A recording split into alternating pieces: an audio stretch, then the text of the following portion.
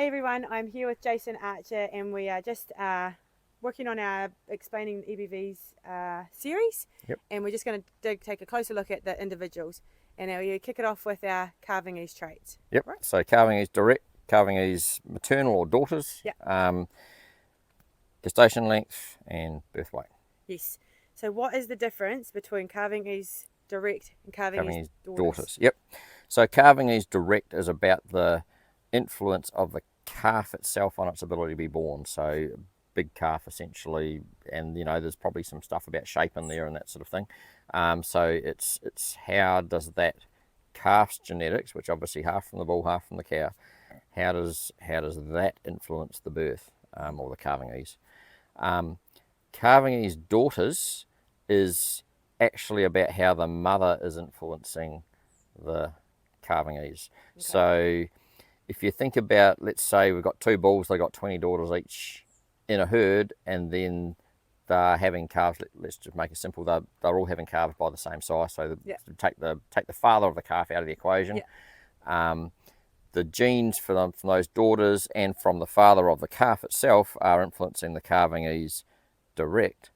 The genes from the sire of those daughters is influencing things about the daughter. It might be what's the size of the pelvic area, things like that, which influence how easily she has the calf. Okay. Yes. Yep. And then the information going into that from the actual information is we score the calving. Score the calving. It's normally scored. I think 1 is unassisted, which is obviously what you want. And then there's 2. There's a light assistance. 3 is a more significant intervention, often calving jack or mechanical assistance. And then 4 might be a cesarean, which is pretty rare. And then there's also 5, which is breech birth. And the 5 basically gets discarded because a breech birth is not necessarily a genetic thing. So we don't really want to punish either the heifer or the calf for being breech. It's just one of these things that happens. Yeah, and the majority of that information will be coming from first calving heifers, is that?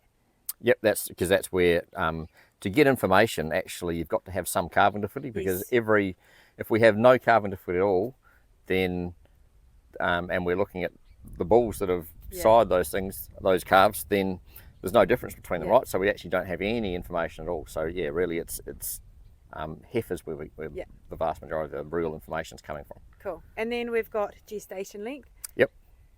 So gestation length, obviously the length of time between the calf being conceived and born, and it's sort of important really generally because I once heard it said that the curve bending bulls, so the bulls that have small calves that come out easily and then they grow really well, tend to be higher growth bulls but with shorter gestation length, so that the calf's actually coming out a little bit earlier at a lower weight, and then still has that genetics to grow. So that's important, but it's sort of like a predictor. So I personally would focus more on the calving ease and a bit on the birth weight as well. Yeah, and so the gestation length, is that when you're reading it as an EBV, it's days? The number is a day? It's in days, and so obviously if we want shorter gestation, then a negative is better. Yeah, so say a -5 means that it's likely to calve 5 days earlier than the breed average. 5 days earlier than the breed average, yep. Okay. And then the next one for our calving ease traits is birth weight. Birth weight, yep. And birth weight is where we probably started out with calving ease back in the old days. And obviously bigger calves, more chance of calf getting stuck. However, we don't want to go too extreme in birth weight either, and we don't really hear that talked about much in New Zealand, but certainly in places like the States, they, as well as talking about not letting calves get too big, they also talk about not letting calves get too small, and that's for survivability. And also a larger calf has a head start in life, right, and gets growing quicker. So the ideal outcome is actually a good sized calf that comes out without assistance. So and so that comes down to your breed objectives, doesn't it, and your environment. You're picking a different thing for the hills as you are for a mild winter and flat. A smaller birth weight or those curve bending ones might work there. Possibly not up in a hill, maybe. Yeah, well, I guess that comes down to that survival thing, right? Yeah. So there's just more challenge around birth in the harder environment. And yeah, like if we've got calves being born in snow or Yeah. something like that, then they need enough body weight to be able to keep themselves warm for a start and get up and going. Yeah, cool.